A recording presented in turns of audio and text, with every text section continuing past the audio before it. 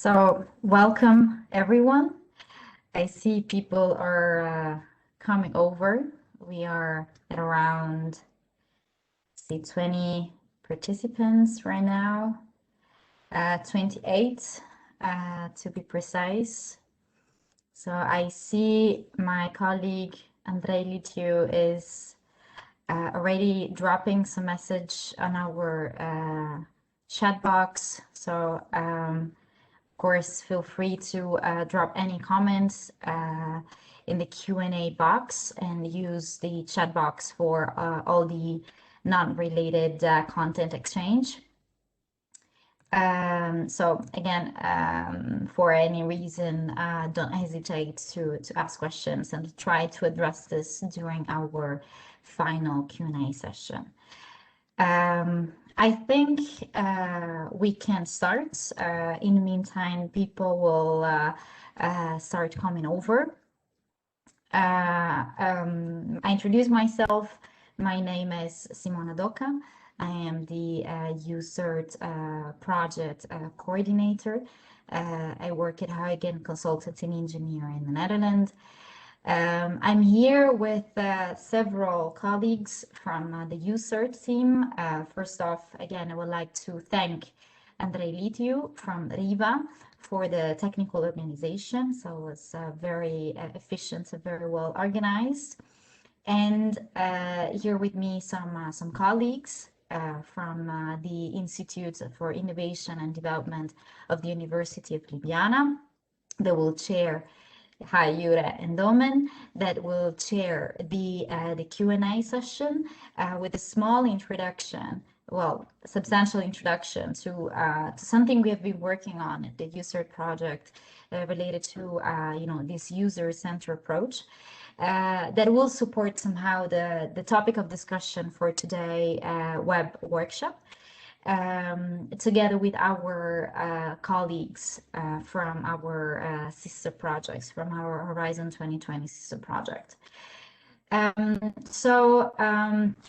This is more or less our program for today. Of course, we'll try to keep it flexible, but this is how we'd like to structure it for this 1 hour 30 journey we have together. We'd like to introduce very briefly the UCERT project, but this is more like the general overview of the objective of these sister projects for this common debate. The first slot will be dedicated to a keynote presentation from our colleague from the European Consumer Organization, Guillaume Joly, is a Sustainable Building Officer from the BEUC. And that will be followed by an interesting presentation from our colleagues from the Institute of Innovation and Development of the University of Ljubljana, Dobin Bamčić and Jure Vertrek, related to the perception about the energy performance certificate schemes in some selected European country, having this user perspective, the usability perspective in mind. We will move then to a moderated panel discussion together with our colleagues from our sister projects. So representing the Quality EPC, Extendo, ePanacea, EPBC Recast, D2 EPC, and eDICE projects. So we'll have a spotlight on this next generation of energy performance certificate with this user perspective in mind. So our colleagues will give like this short but in-depth presentation of the, like a snapshot of these projects, so that we will arise some, common point of discussion and reflection with this perspective in mind. So like we were publicizing this on our LinkedIn post, if you want to go fast, you go alone, but if you want to go far, you go together. So that's really our mantra for today's discussion. Okay. So I'll try to wrap up everything around 1:30, but of course there will be possibility to keep this conversation open by sharing our contacts. So that's our, virtual digital networking session for these weird times that keep us seated in our living rooms instead of being together. All right, so that's the program. Of course, if you have questions, just drop a comment on the chat box. Next slide. Okay, thanks. So this is a very short, very like a snapshot introduction to the USERT project. USERT is a Horizon 2020 coordination and support action that started 18 months ago. So we are right in the middle of our technical and financial reporting phase. So we can really say we are in the middle of the development. The objective of USERT is to introduce a new generation of the user-centered energy performance assessment and certification scheme, trying to bring about value to this energy performance certificates in a holistic and cost-effective manner.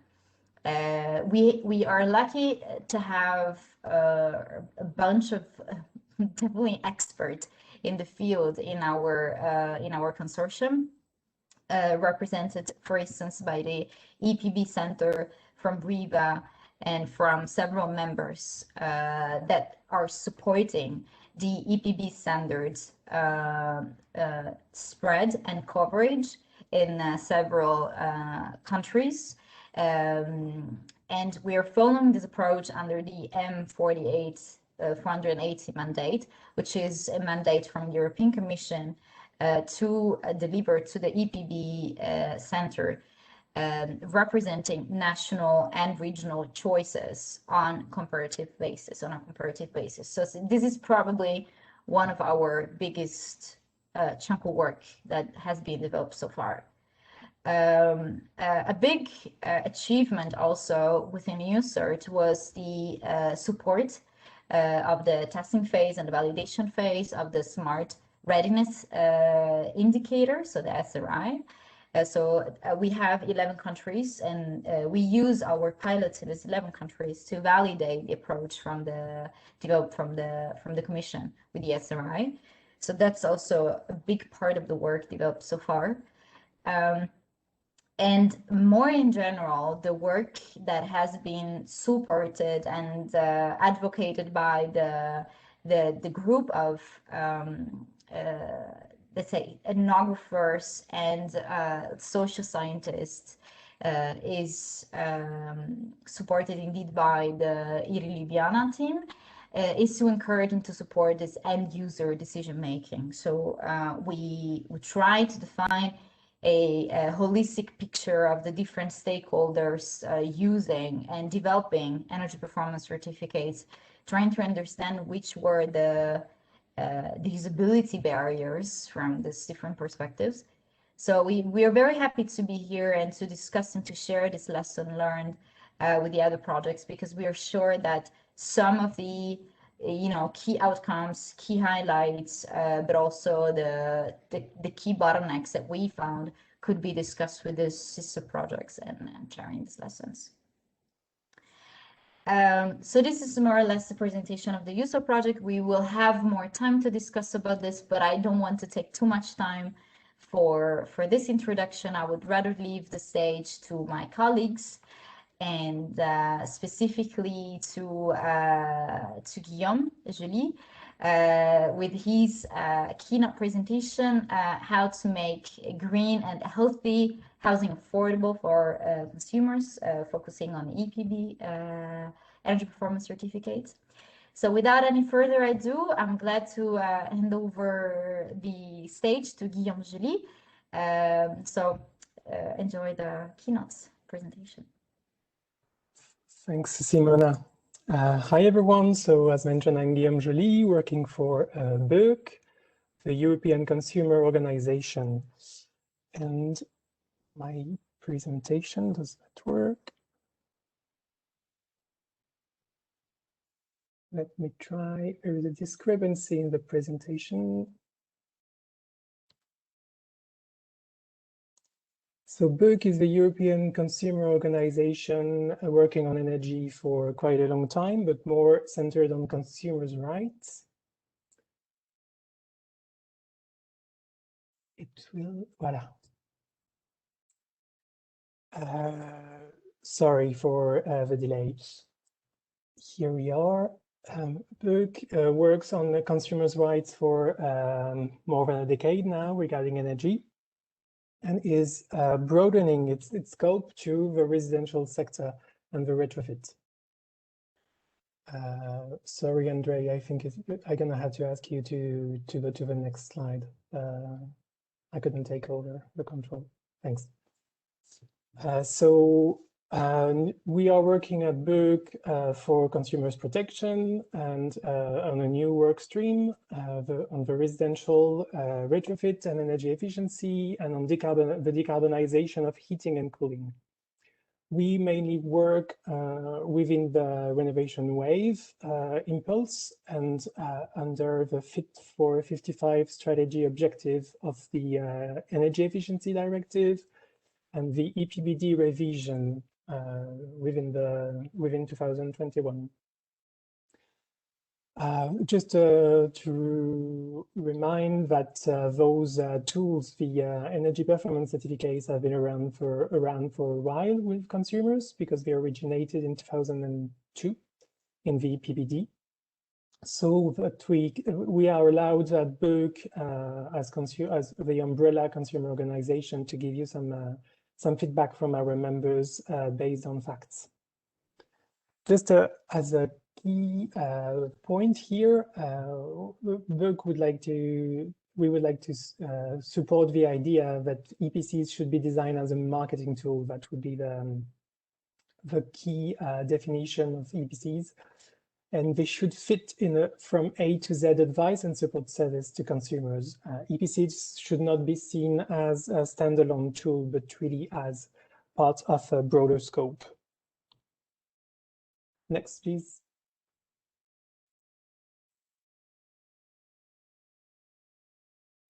So to start with, general observation from BEUC members, consumers are confused by contradictory, incomplete, and biased advice.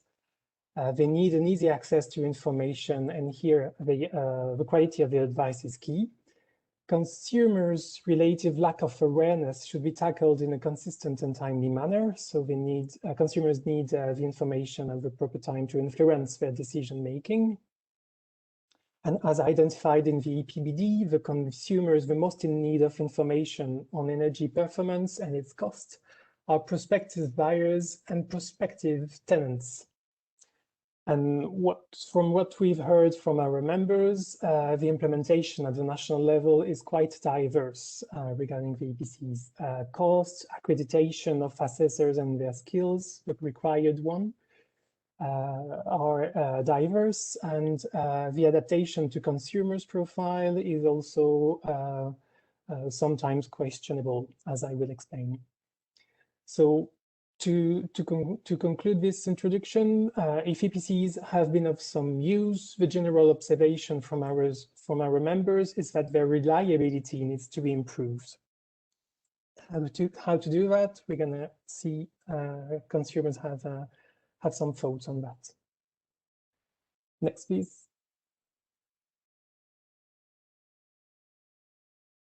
Some examples from our members, starting with our UK member Citizens Advice.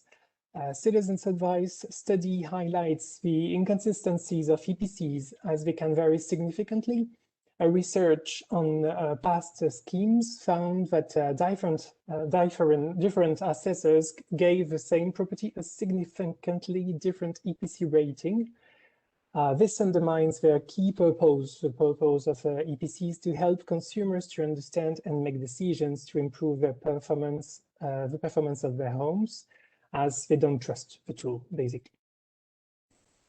It also creates knock-on problems for policies that use EPC ratings, for example, as qualifying criteria or as benchmark of success.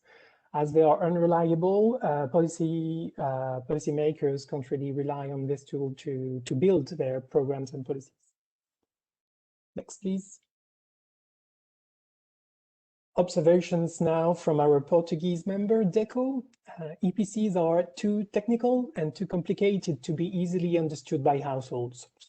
EPCs can also be inaccurate. The example given during one of our workshop was an EPC for tenants in a multi-unit building, and the tenants were suggested to install exterior insulation. So to the flat, which means that was not really accurate, when at the same time the windows were single glazing and they didn't have any recommendation linked to them, so no double glazing, where in terms of improvement works, it's something both achievable and easily implemented, more than exterior insulation to only one flat. So what our member in Portugal concludes is that EPCs do not properly factor in each household situation, be the households in houses, in multi-unit buildings, be them tenants or owner-occupiers or landlords, by the way. Next, please. Actually, some good feedback from our Portuguese member on the design of the EPCs in Portugal, because this design includes symbols, logos, and pictograms, which make it easy to grasp from the different consumers. It's clear, simple, direct, so that's somehow best practice here. Next, please. Observations from our Austrian member now, Arbeiterkammer Wien. The feedback they gave us was that the information can be misleading for multi-unit buildings. Here again, with a common external energy supply, for example, district heating, or both space and water heating, the information is unclear. This is especially true for water heating during summer months, where the influence of district heating is not accurately factored in. So the EPC does not reflect real consumption, so and the estimation is not accurate.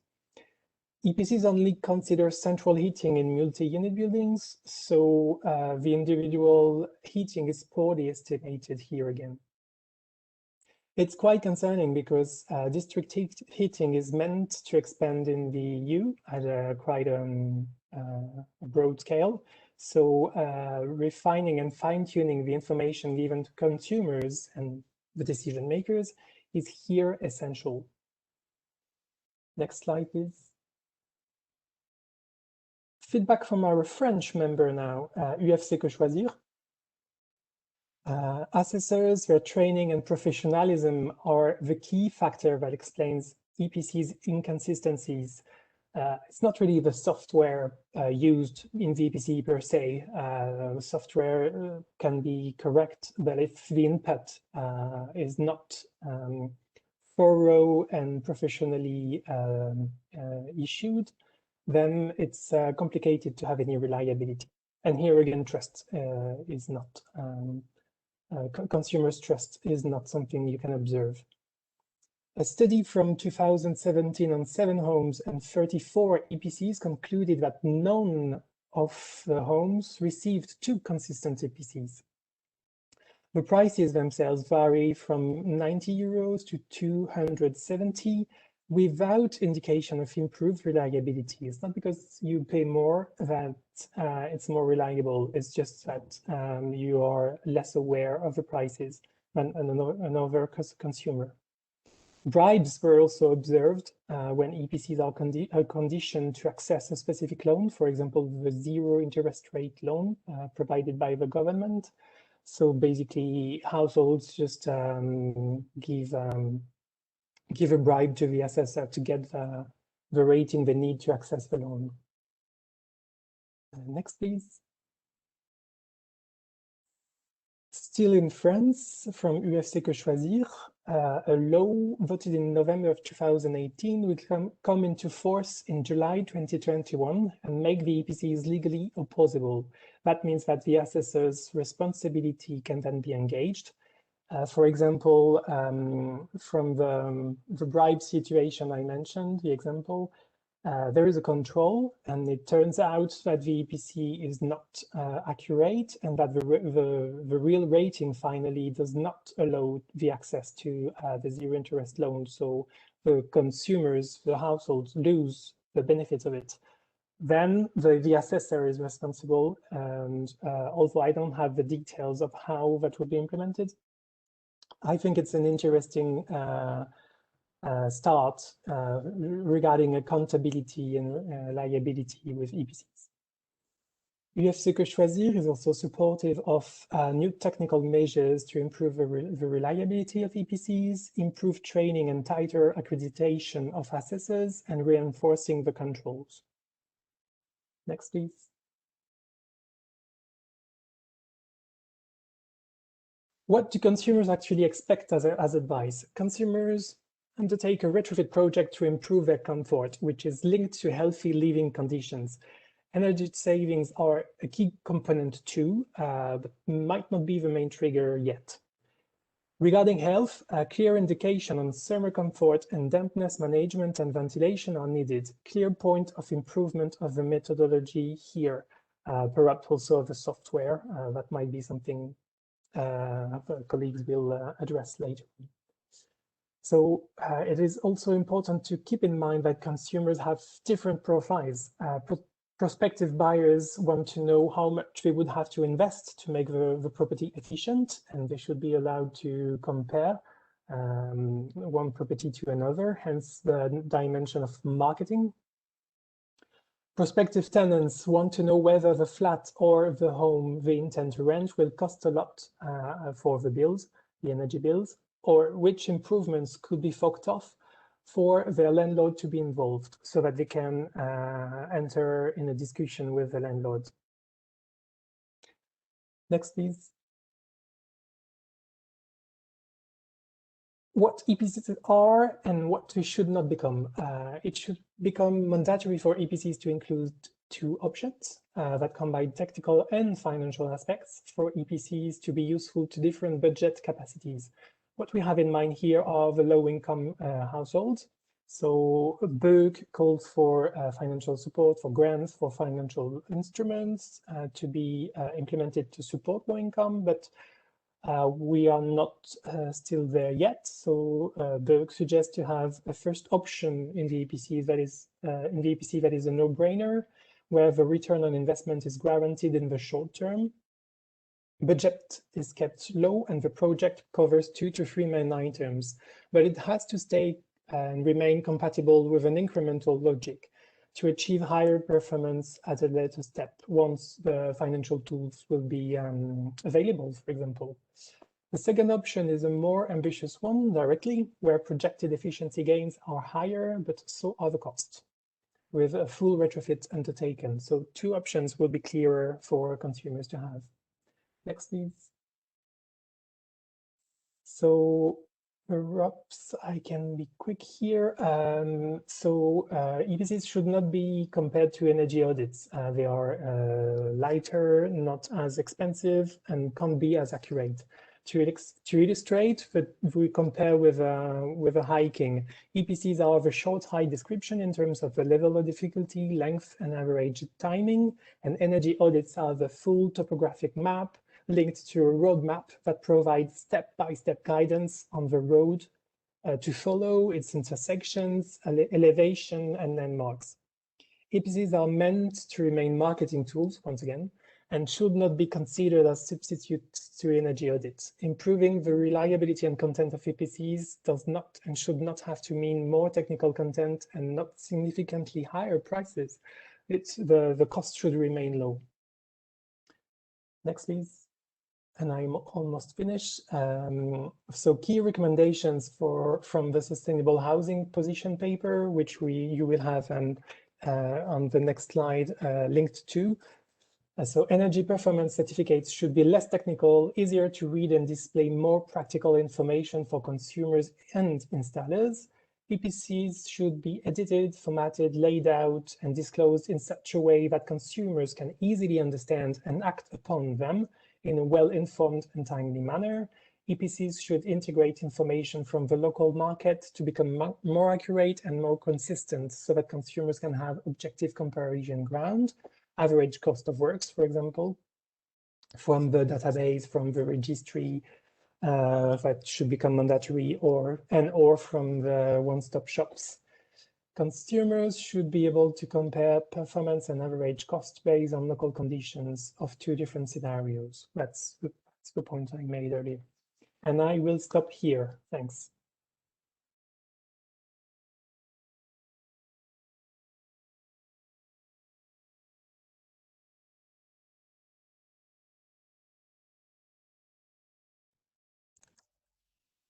Thank you, Guillaume. Thank you very much.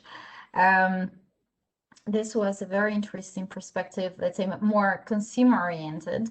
I'd like to hand over the stage to my two colleagues from the Institute of Innovation and Development of the University of Ljubljana, Domen and Jure, with an introductory presentation about the perception of EPC schemes in some of the European selected countries, work that has been developed within the UCERT project, and then we will hand over to the Q&A session. So, Domen and Jure, the stage is yours.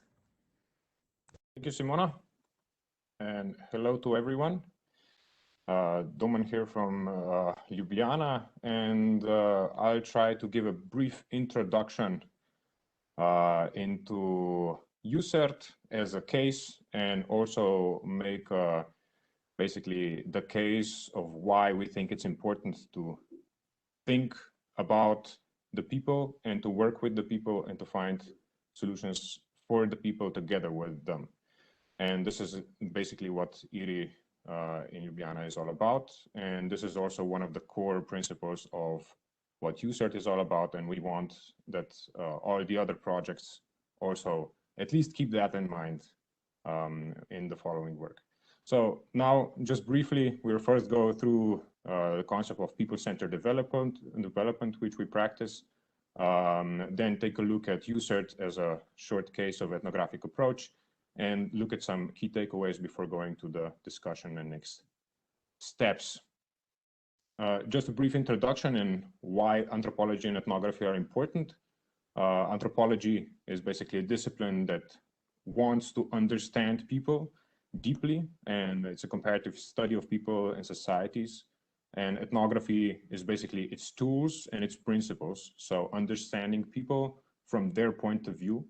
And this is best reflected in UCERT's objective number 2, so enhancement of the certification schemes to be more practical, reliable, understandable, and most importantly, user-centered, so basically people to the fourth. And as I said, this has been from the beginning already IRI's agenda, hidden agenda, I say.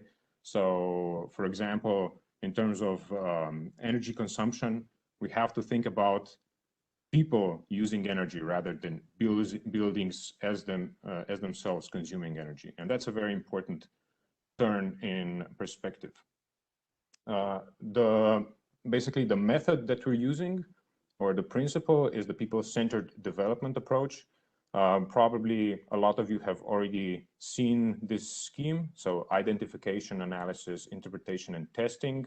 So the first 2 stages are often left out. We try to at least keep that in mind throughout our research, and always going back to the field, talking to the people, already doing it before we actually start making big developments. And to show an example of what we have been doing, at IRI, we'll obviously focus now on UCERT. So in UCERT, a lot of work has already been done.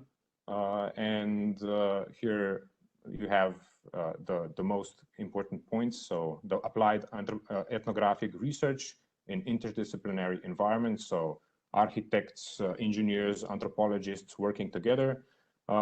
We made a special tailored research method and analysis for deeper understanding of user perceptions of EPC schemes, and then identified and categorized the results for goal-oriented developments of prospective user solutions.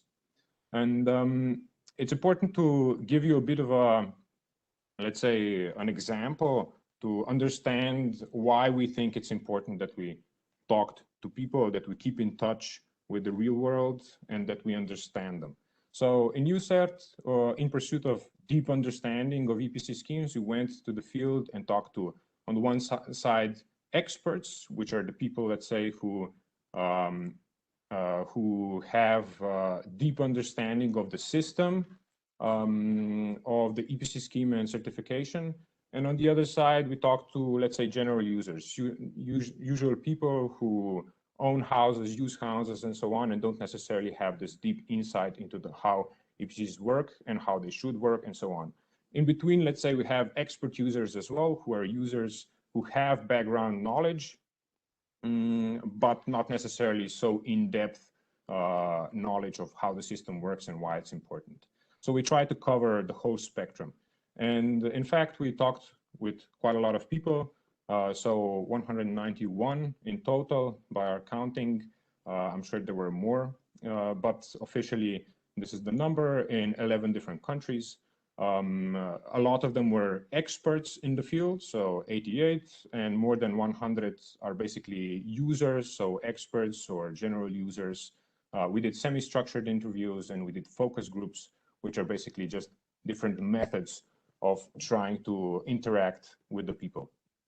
And now we'll go through a couple of examples of what we encounter in the field, because we think it's important to have a bit of an idea to understand why it's important to talk to the people. So for example, when we went to the field and talked with the experts, we posed questions, of course. And one of the questions, the core question was how to make EPCs more user-friendly, more useful for the people, because this is the core of UCERT. And the responses were very mixed and very interesting as well. So let's say a scheme and guideline developer said, the practical value is for project developers, okay? Not for the users. This is the purpose. Who makes buildings? It's not the users. That's my perspective. On the other side, we had an EPC issuer who said, tell me, how often do you look at an ID card, except when someone requires you to? The EPC is really just an ID or doctor's certificate for a building. You look at it when you have to, one that has to, not others. Then we went on to talk to other experts as well. For example, scheme and guideline developers. And we asked, let's say, a more general question. How could we make the existing EPC better? And we got a very interesting response, let's say once, like, I mean, it's a shame, look, why are you opening a topic that is 10 years old in the first place? And obviously, we then went on to speak to other people, like expert users, people who have the knowledge background, let's say, to understand technical viewpoints, but not necessarily focus so much on the deep system of EPC schemes and why they're important. And we posed the question, what's your experience with EPCs? Are they useful? Do you understand them? And so on. And the answers were, let's say, from a building manager, our EPC, the story goes like so. We have had one made because we had to. We've put it up at the reception on a visible spot, and here the story ends. Sincerely speaking, it has no functional value. And another response in direction of understanding or comprehensiveness from a facility manager at a municipality. As far as comprehensiveness of EPCs is concerned, individuals do not understand them. And even I'm from the expertise. I don't really understand them. And then we went on to talk to general users, people who own buildings, buy buildings, use buildings, and so on. We made focus groups. We made interviews. We had people sit down and have a look at the energy performance certificates, to annotate them, to see what they understand, what they find interesting, what they don't understand, to annotate it. and had discussions about it, and to tell us what they think about EPCs. We got answers from building users and owners, such as never seen it, I don't know what it is. And a lot of times we got answers such as it's an administrative necessity, it's a bureaucratic toy, just another paper, bureaucratic quibble. For example, in Slovenia, 3 out of 4 focus group participants who recently in the last 5 years bought the building, which means that technically they should come in contact with EPCs, they never took a closer look at an EPC. And even though this is a small sample, of course, as with anthropology and ethnography always is, because it's qualitative research, intuitively, I think we all know it does show some quality, this finding. And then obviously we also went back to the experts. You go on and off the field. We also asked, let's say, a very important question. How could we secure the wide-based support for EPCs? Also, like now looking at all these different answers that we got. And for example, a public authority representative said, you issue a law and it becomes widely accepted. Or to answer the other way around, if we didn't have it written in the EPBD directive, we would never have had implemented this. And I think maybe this is a good starting point to look at why really it's important to go to talk to the people. When you zoom out, when you have these interactions, even though you have on the one side, you have the goals of the project, you have to sometimes stop and look out and ask yourself, according to the answers and the interactions you had on the field, whom or what do EPCs really serve? You know, once you get these kind of answers, experts or the people? Is it just a system thing, administrative necessity, or is it something that really should be used by the people? Is enforcement really the only way to implement the EPBD standards? And what are we hoping to achieve? So I think exactly these kind of questions that appear once you come back from the field is why people should be always in the picture. Now, of course, the lucky thing about our projects is that we have project proposals, we have everything written down, we know very well what we want to achieve.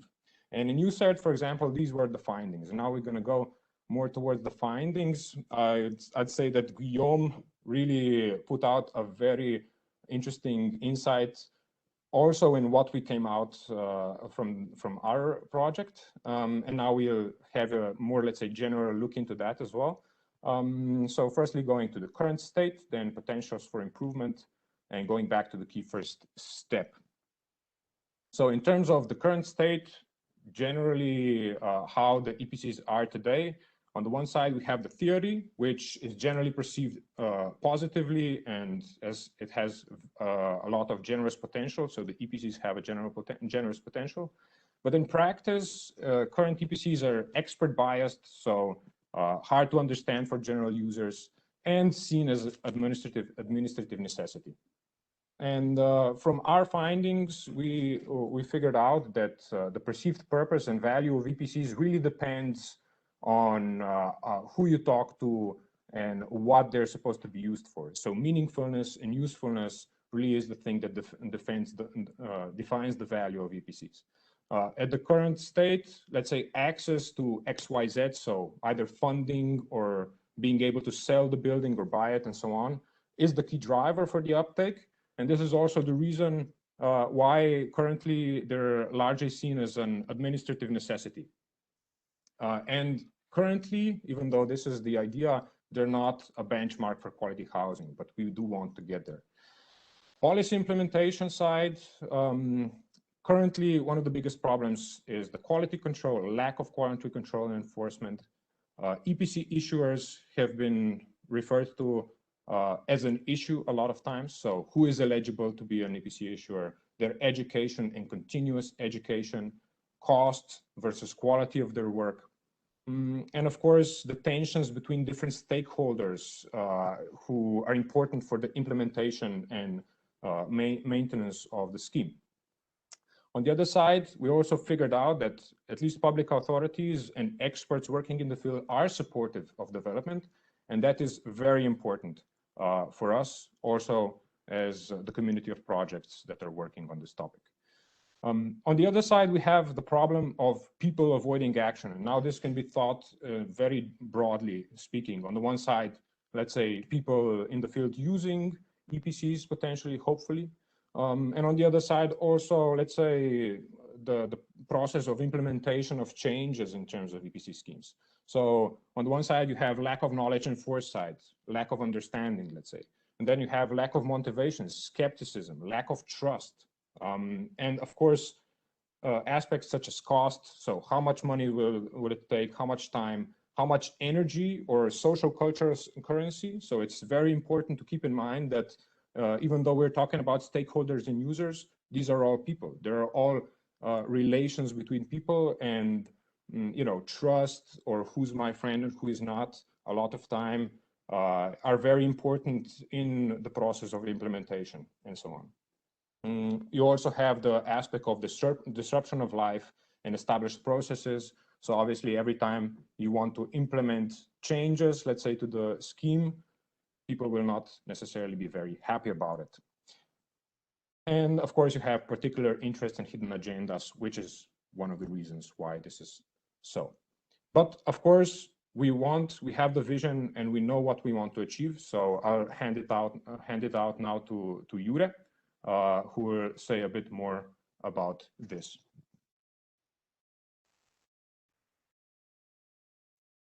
Okay. Hello, everyone. My name is Jure Veteršek. I used to be an engineer. Then I did a transition. And now I try to communicate findings from our humanistic colleagues to developers. Here's a short scheme. I'll try to explain. Reports with detailed information are available on the USART website. The challenge is how to show these hundreds of pages of research now in a few minutes and to have some meaningful suggestions.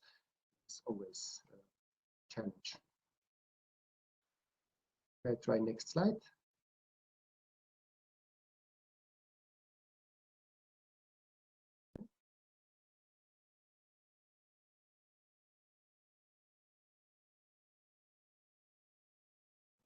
Okay. In the future, the EPCs should have, as we heard before, some meaningful value in our everyday life. So it won't be just some bureaucratic necessity that we have to do when we sell an apartment, we want to get public funding, but to have some interaction with it and to help us to improve our daily life. It needs to come to a bigger picture, which is digitalization of buildings is coming. We are facing a new era also stimulated by renovation wave and Green Deal and things in buildings like digital twins, before mentioned smart readiness indicators, and digitalization as a whole is coming. We need to understand how EPCs fit in here. Also mentioned, really important, is the user experience. This is connected with the design. Something is visual, so pictograms and easy to understand information people are used to. And also the content, the levels of complexity of the data presented needs to be separated. It's different if, let's say, someone who is designing building retrofit, what information he or she needs, or someone who is renting an apartment or living in an apartment needs. The data needs to be contextualized, meaning what does this CO2 means? This is connected also with the language and the terminology used. In the EPCs, in some countries, we have CO2 equivalents, we have primary energy, and terms like this, which are not clear even to the experts. But trying to be completely scientifically correct, we use such terms, but then this reflects in no practical value for the users. Quality of the service as a whole, with certification, also needs to be improved in many ways, not just calculation methodologies, but also soft parts such as how to interact with people, the way that EPC issuers interact with their customers, the communication skills, and so on. What we suggest that EPC could help is to make energy more intuitive. The challenge with the energy is, on the contrary, for example, to waste. When you know, okay, this is paper, I put it in this bin, I feel it, I understand this is glass. Energy, you cannot feel it directly. Okay, it's heat, it's some electricity, and so EPCs as a system could help to make energy more intuitive and consequently improve the use of buildings, or the way we use buildings, because we at IRI-UL believe that this is the largest untapped potential. All the informatization, digitalization, and new technologies are not enough if we don't use them wisely. Or even with the old buildings, we need to use them in the right way. This is connected with the purpose why we have buildings, to ensure us healthy and safe indoor environment, and of course well-being, comfort, and all these aspects which are the purpose of the building. It's not if you shut down everything, we save the most, but we don't have other aspects, which is now health and safety is becoming connected with these bioagents everywhere now. As mentioned, EPC need to offer several levels of complexity because we have different users. We could have a modular design based on the user profile. If I'm managing this building, if I'm renovating it, if I'm selling it, or if I'm just a user, so we would access the part of information we want. As mentioned, we should, as a system of EPCs, enhance or improve human building interaction. This is the way we use buildings and its systems. This could be done via systematic learning progression of users that is guided by the systems such as EPC. What could be one of the useful aspects is also to stimulate efficient collaboration and coordination between stakeholders, something similar as BIM is trying to do. What is really a key for future success of new EPC scheme is strong public awareness and support. This was, at least in some countries, a failure in the past because the public support was non-existing, or it was even opposed because the government is again trying to impose something we have to pay for. So the positive promotion and publicity is the key. For this, we need continuous or long-term marketing strategies and, of course, funds allocated to this. This is something that doesn't happen fast. It needs to be planned years in advance. On the end, we have to ask ourselves, what is really the value, what is practical for me as sitting in an office, being at home, or what practical value it has in life and for whom. This is something we need to keep in mind when developing new schemes.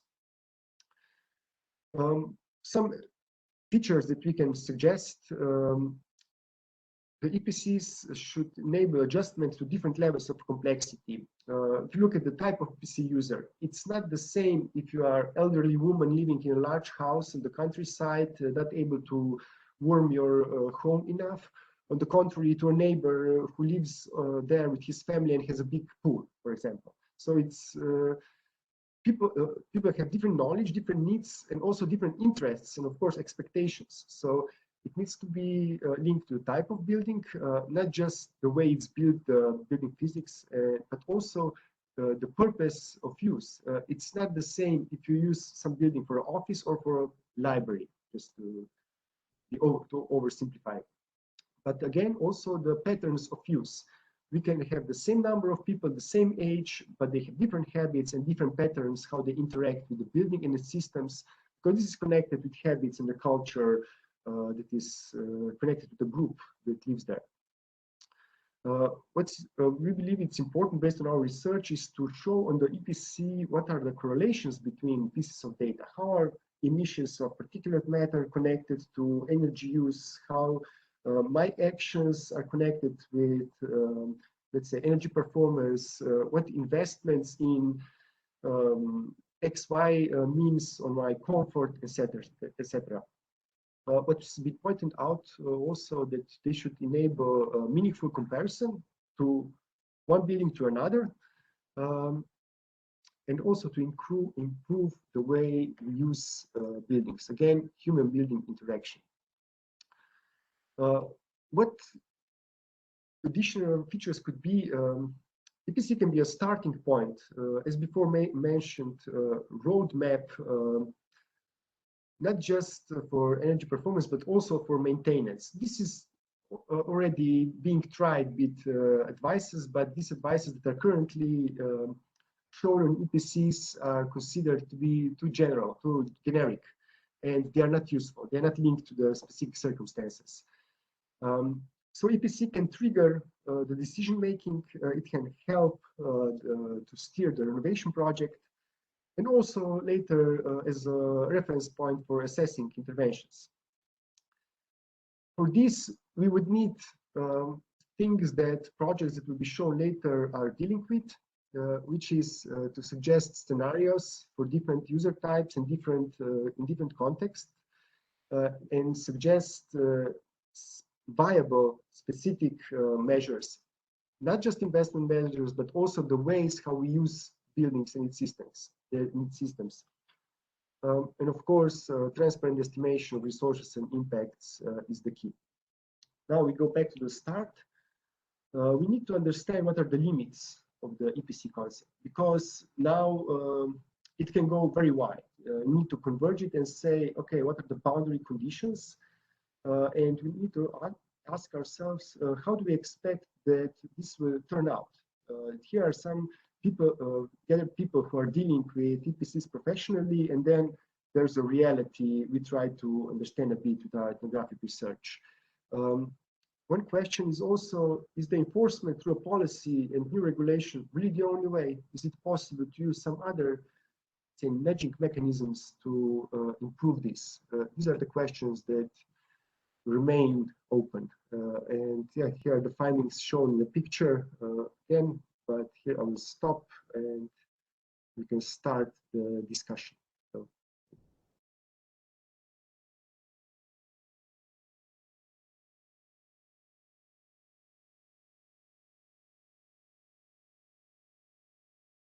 Jura, thank you very much for this extensive presentation.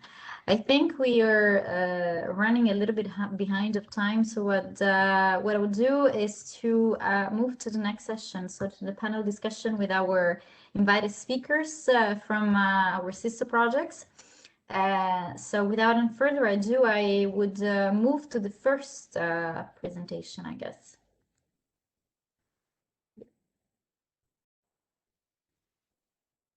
Mike, the stage is yours. Thank you very much. I hope you can see me now. Yes. Yes, okay. So thank you very much. It's a pleasure to be in this webinar with all the sister projects. My name is Maike van Jakob. I'm from the Wuppertal Institute in Germany, and we are the coordinator of the QualiPC project. And QualiPC is short for High Quality Energy Performance Assessment and Certification in Europe, Accelerating Deep Energy Renovation. So our main objective is to enhance EPC assessment, certification, and the verification regarding the quality and the cross-EU convergence of EPC schemes, and also to regarding the link between EPCs and deep renovation. And we want to achieve this by intensive dialogue between all the stakeholders that are necessary and that are involved in all levels. And of course, we need and want to disseminate our findings. And in order to involve all stakeholders, we have set up national expert fora in all our partner countries. And with them, we had first discussions, and then we came up with 7 priorities we want to develop further in our project. And these priorities, you can see, are improving the recommendations for renovation provided on the EPCs towards deep energy renovation. Then we want to set up an online tool for comparing EPC recommendations to deep energy renovation recommendations. We want to create deep renovation network platforms. We want to have regular mandatory EPC assessor training. Then we want to increase the high user friendliness of the EPC. Then we need advertising guidelines for EPCs, and we need to improve the compliance with the mandatory use of EPCs in real estate advertisements.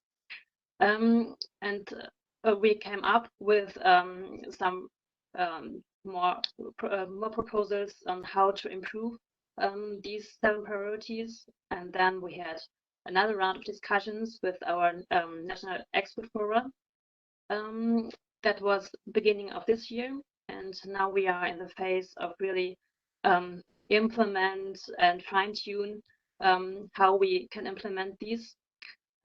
Especially we are starting to issue enhanced EPCs in our pilot buildings. And in this part also the building owners are involved, because we need feedback on how these enhanced EPCs are of better quality and more useful. So that is the current state of Qual EPC. Thank you.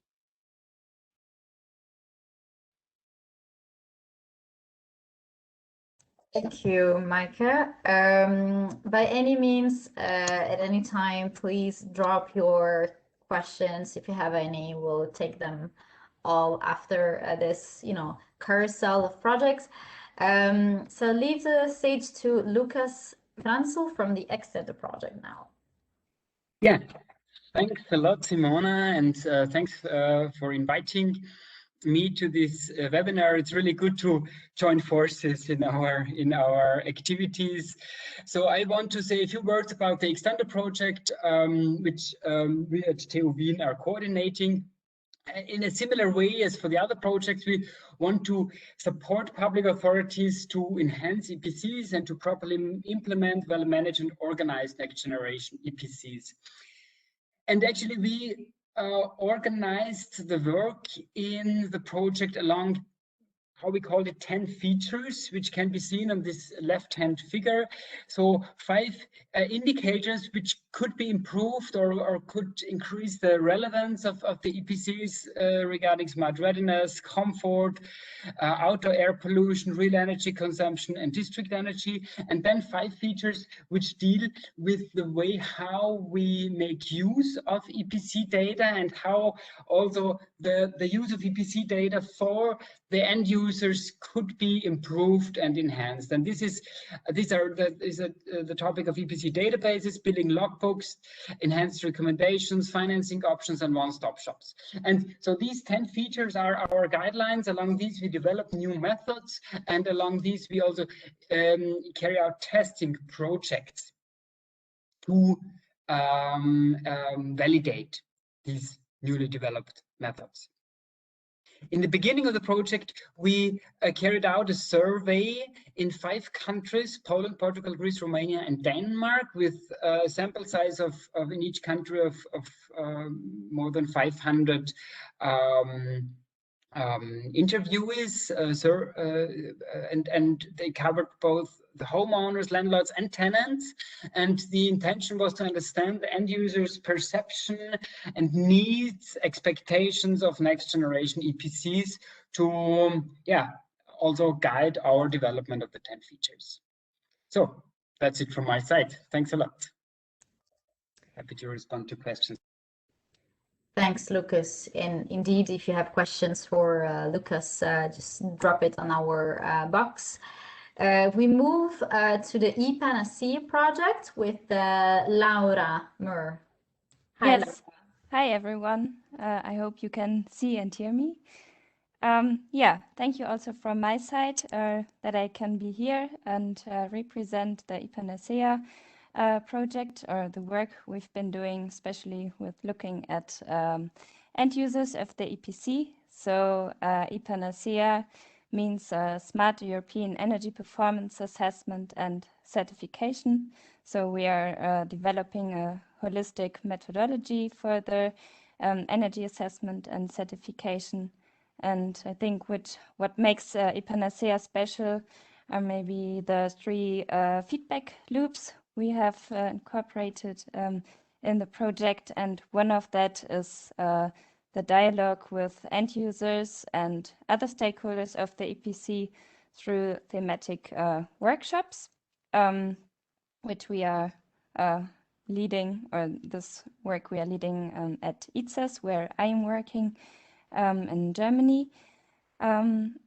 Yeah, so that means we want to talk to, or we did already talk to end users of the EPC, that means tenants and owners of buildings, but also with other stakeholders like experts, for example, policymakers, to get a complete picture, because we think that other stakeholders influence how end users understand or perceive their EPC and how they behave regarding energy.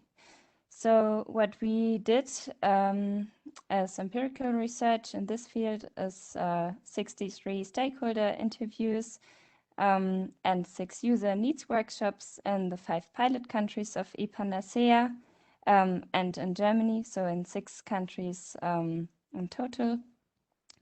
And just to give a very brief statement about the perceptions of the EPC, we found out is that it really ranges from the comment, it's just an obligatory document and completely standardized, to the only document mapping the as-built situation and a policy instrument for the energy transition in the building sector.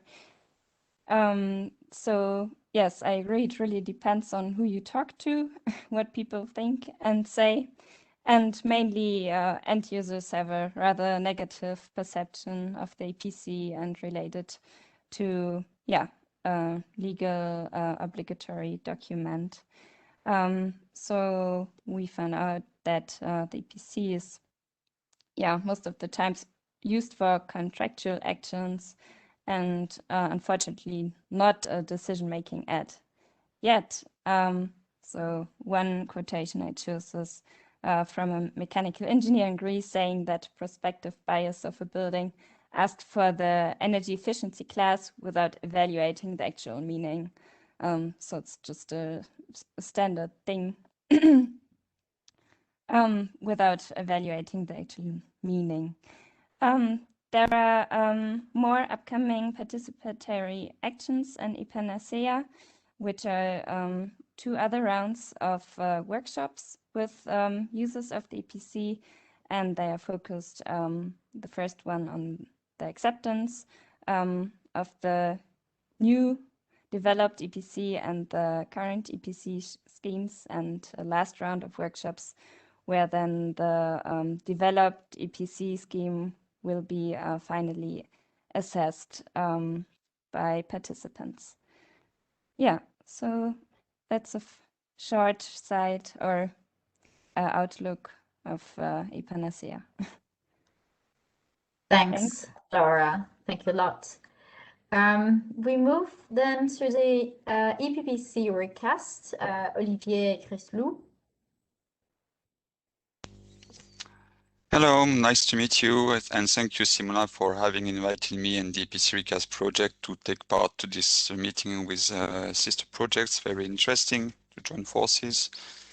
So I will explain the main rationale behind the project, and also you will see that there are several key actions that are closely related to the user-centric approach and the need of end users in this project. So the key main objective of the project is to develop a new toolbox, digital and technical toolbox to assess building energy performance and retrofit needs and prepare the next generation of EPCs like all sister projects, of course supporting policy decision-making in the EU.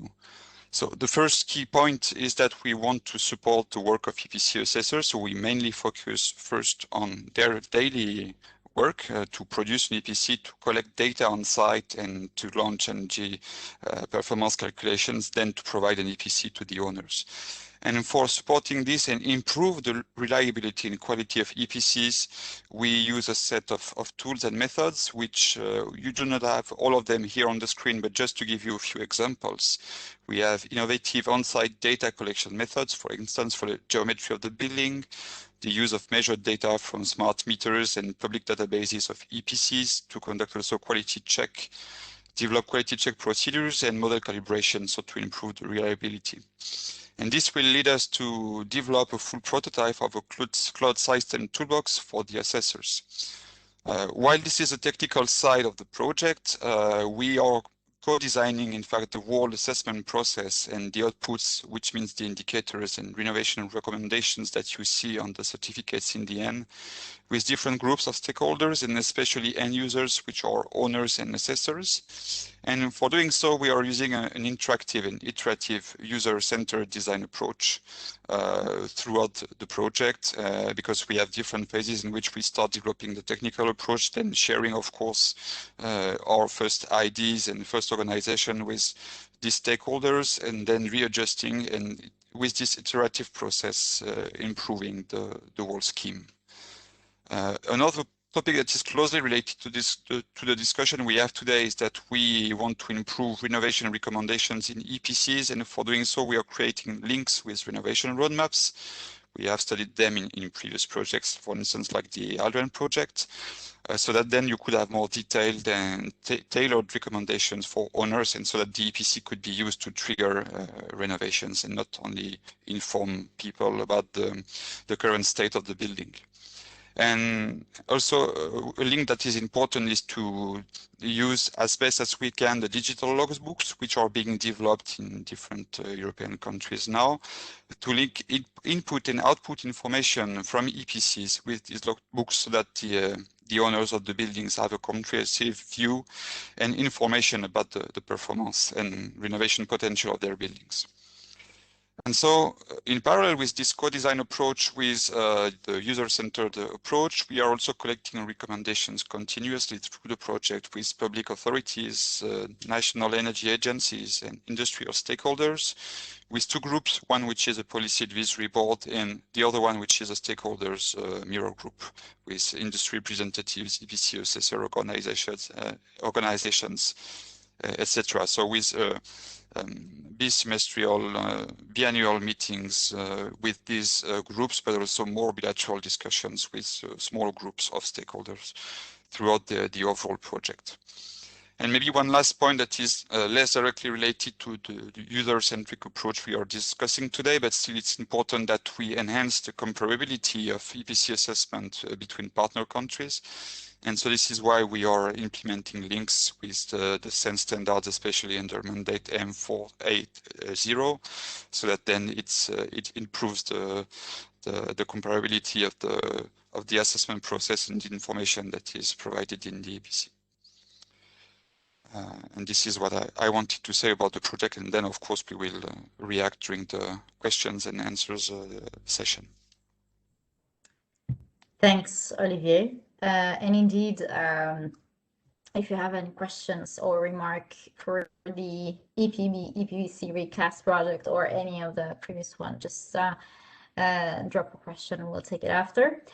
We'll move then to the D2 EPC project with, let me see if I can pronounce your name. Panajota Chatsi Panajodipu. Well, thank you. Nice try. It's a quite difficult name. My name is Panayota Hadzi Panayotidou. I'm working for the Center of Research and Technology Hellas, who is the coordinator of the D2EPC project. And I will provide a short overview of our scope and objectives. So D2EPC stands for Next Generation Dynamic Digital EPCs for Enhanced Quality and User Awareness. The project aims to introduce and establish the concept of Next Generation Dynamic Energy Performance Certificates that are issued on a regular basis, and to set the grounds for any EU-wide deployment. Our project wishes to enhance the assessment with the inclusion of new indicators that cover aspects like the energy, the smart readiness, sustainability, human comfort, and financial aspects of the building, of new and existing buildings. And this will facilitate the understanding of buildings and will present a more comprehensive overview of the building's actual energy performance. Our EPCs are BIM-based, so the project aims to introduce BIM-based digital twins that utilize real-time data coming from sensors and smart meters and connected devices for the assessment of the building's performance. The project includes improved AI-driven assessment recommendations for energy efficiency and optimal comfort. It actually includes tools that will enable customized, cost-effective recommendations that take also into account occupants' needs and user habits. And this way it can incite renovation plans and foster energy saving consciousness because users can better understand how their behavior impacts on the performance, the energy performance of the building, and they can better understand the benefits of recommendation and suggestions provided. And as a last point, the project also aims to integrate geolocation and polluter-based practices into the EPC rationale and make EPCs registries into policy feeding mechanisms. We wish to visualize EPCs and relevant information in a GIS environment so the users can perform and authorities can perform queries and map and monitor their building stock and examine the energy demand of particular areas, and this can be very useful for policy planning and investment strategies. And the polluter pays practice is aimed as a motivational scheme for the users to award users in case of their building having a behavior that exceeds the EPC expectations. That could come as tax reliefs, for example. So this summarizes a bit the project scope. D2EPC started last September 2020, so we are in our first phase. What we also pointed out through our analysis for defining the challenges and the expectation for next generation EPCs is indeed the perception of the users, and we need to put some effort here and really make EPCs user-friendly and informative tool. Thank you.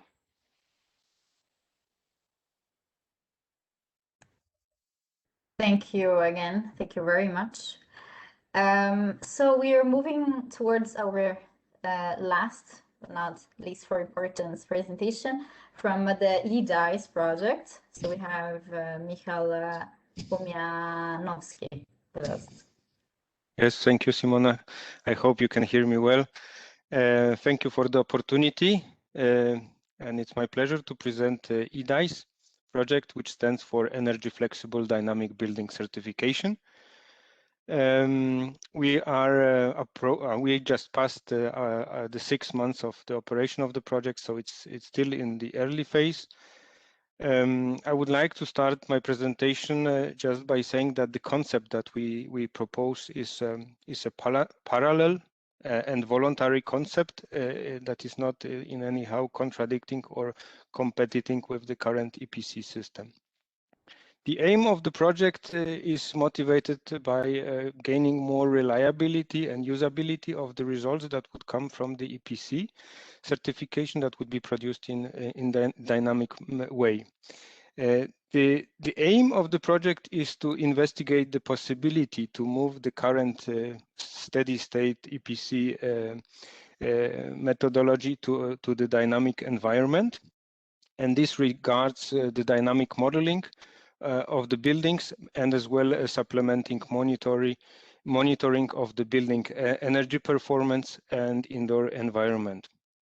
As a result, EPC outcome would become not a single static value, a picture of the building, but something what would be more like a function, which is result that changes over the time with the building, with building users, and is also normalized with respect to changing boundary condition. This, of course, creates new possibilities, but as well some challenges. One of the challenges is, of course, related to the entire methodology that would move this approach from steady state calculations to dynamic calculations and to dynamic approach. In here, we would work with several activities such as dynamic technologies in dynamic modeling environment, simplification of the models, working with input and outputs with more automatized manner. We believe that the dynamic modeling has to be as detailed as required, but at the same time as simple as necessary. It's easy to say, it's more difficult to do. Yes, as the models become more and our approach becomes more dynamic, the list of the possible produced outputs becomes longer. And as we know from the experience, more not necessarily means better. The produced key performance indicators that we define in our project have to be carefully and clearly addressed to the audience, and at the same time at the right time. We expect to differentiate the information that will be passed to different end users, and we identify different end users such as tenant, probably professional building owners, and building managers. One of the objectives of the project is to as well propose optimization of the building, exploiting its free running potential, and having the possibility when working with dynamic models. And by free running potential, we define at deactivation of mechanical heating and cooling, and rating the building based on this deactivation of these mechanical systems. In case of buildings having no mechanical heating or cooling, because this is also possible, the calculations would be based on recalculating the discomfort to a fixture's energy use. In this case, we would focus on mitigating the risk of installation of mechanical systems. The last point in my presentation, I would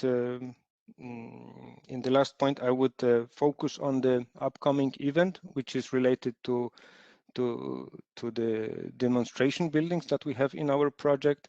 We have number of demonstration buildings to represent our methodology, and we are approaching to a stage where we will equip the buildings with necessary equipment, and in order to do that, we will have to interfere.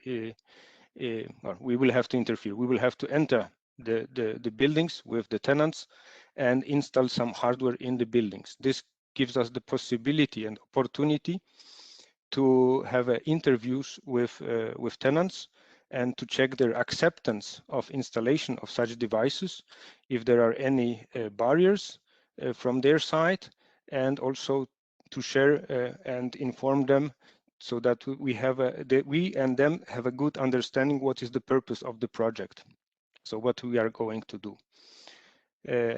Yes, with this, I would like to close my presentation. Thank you very much. Thank you, Michal. And indeed, I think you just touched upon one of the key topic that we're trying to address with our sister project, which is indeed the performance gap that we are seeing between the design energy performance and the actual one, with the thousand of reasons and factors that are creating this performance gap. Of course, the behavior of the actual behavior of the building components, so the hardware solution and the building fabric itself, that might not perform as designed, so also as certified at the one certain time being of the building, but of course also the occupant's behavior. So the different approaches we can better interpret the building performance, being, for instance, dynamic energy simulations and operational rating versus asset rating is indeed one of the key elements. And of course, if any of the panelists have some reflection about this, I would like to welcome your comments. We have a direct question, the only direct question. I will start with this one, then I will maybe jump to others. To Guillaume from Didier. He asked if you have any feedback from your members on the split incentive barrier, owner versus tenant, and how could the EPC be redesigned to overcome this barrier? Thanks for the question, Didier. Actually, split incentives are a key topic that BEUC intends to tackle, but we have more an approach on financing and assessment, a general assessment of the situation. EPCs can be useful for sure. They are indeed listed in the existing directive as it is written for now, even before the revision. But then the question is the implementation. You need local authorities to step in, and impartial third parties to step in and provide support and advice on both sides. That's where you can have the EPC actually useful, because it will be written for both tenants and landlords as a bridging tool. Thanks, Guillaume. We hope the question was addressed. I know that Jura and Domen have some sort of icebreaker questions they would like to pose to the panelists. Yes, okay. We heard a lot of ideas, concepts, different projects are developing that are very relevant, but we still have some questions that are, for example, are the EPCs, should they be only for the users? We talked for the experts. We talked about a lot about involving users in the design and so on, but reality is that up to now we did not include them so much. So my question would be how to set the limits to the EPCs. Where do EPCs end and when do other concepts start, like digital twins, SRIs, building renovation logbook, and we heard about energy audits and so on. So how to limit the EPCs? Any response? Maybe Laura, because I see you there. Okay, thanks. That is also feedback I often got from experts, that EPCs should definitely be limited. For example, end users really have the need to know their real energy consumption. But what we learn from experts is that this doesn't fit to the EPC, because it wouldn't allow to compare buildings with each other, because then we would compare rather the user behavior instead of the buildings. So we got the recommendation to separate the EPC scheme from a tool to provide feedback about real energy consumption, and not only to separate that, but also to not add too much more additional information to the EPC, like for example about life cycle assessment, Yeah, so not to overwhelm end users even more, because it is already very complex and even blown up in some countries. Yeah, but where the exact limit is, that definitely needs to be discussed and be defined. Maybe somebody has an idea about that already. So not to overwhelm the users. So the concept of not tearing them up and providing just the right information, of course. But again, how to do this? How to set up the limits and the boundaries of the information? Any other ideas? I mean, I have an idea in this respect, also taking up what Laura said. It was also a discussion within Extendo, to which extent the EPCs, or actually what is the primary objective of an EPC? No? Should it give guidance in the moment when there is a real estate transaction? Should this be the main starting point, or should it be rather, as Laura you also said, it could also be, yeah, giving more advice regarding renovation activities, even regarding energy-related behavior, and here also this whole discussion about factoring in user behavior into energy demand calculation comes into play. And at least for some functionalities, I perfectly agree with you, Laura, that it would be good to limit the scope of EPCs to, for example, to this case of real estate transaction, and use other instruments like building passports, logbooks, and so on for other intentions and other objectives to reach. So that's I mean, I wouldn't say it's really a final conclusion, but it's from the project, but it's my these are my ideas. Mm-hmm. So maybe one of the conclusion from this debate is that there is no actual limit, but maybe we should adopt an approach that fits the purpose. So for instance, for the different users having different elements of the energy performance certificates, for instance, logbook for one type of stakeholder and SRI's assessment for others. So maybe that could be the limit. Yura, any other ideas or way to provoke our discussion? May I jump in on EPC recast side? I think one first, it's really much related to what you just said, but the first key point is to try to think about what is the minimum but sufficient set of information you would like to provide to the building owner about the energy performance and renovation needs of its buildings, which is not directly related to the EPC in itself, but just to the information that suffices to the owner. So there is one first topic here to be looked at and discussed. And then this leads us, I think, to your remark about Lucas, about the link with logbooks and passports, because today we have a lot of initiatives in different European countries about building passports and logbooks. There is still no real market application of these tools. The EPC is maybe something that you provide to the user at a given point in time. It's a picture of the performance of the building at a given moment, while the passport, the logbook, is a more dynamic tool that you could update through time.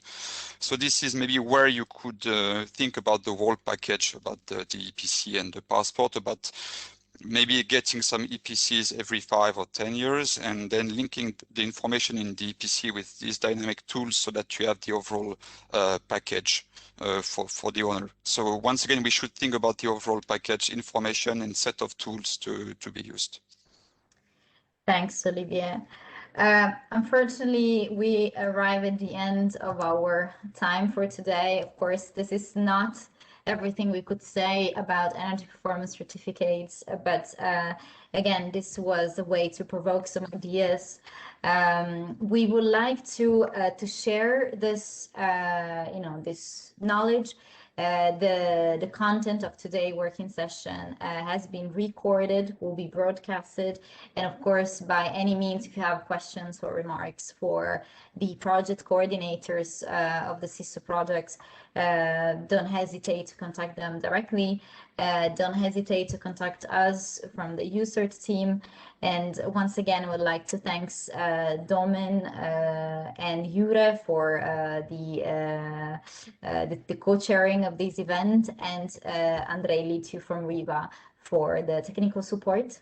And again, thanks to all the panelists and the people who attended today. I wish you a beautiful continuation of your day, and we will stay in touch. Thank you very much. Thank you very much. Thank you, everyone. Thanks, everyone. Goodbye. Thank you for this meeting. Thank you. Thank you very much and have a nice day.